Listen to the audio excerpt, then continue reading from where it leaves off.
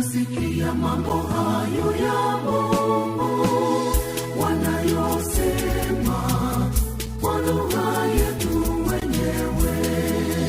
Wale wa Galilaya, nasikia wa makabila ya kutoka nchi mbalimbali. Duniani ina maana gani? Linashangaza jambo hilo. Wale wa Galilaya, nasikia wa makabila ya kutoka nchi mbalimbali.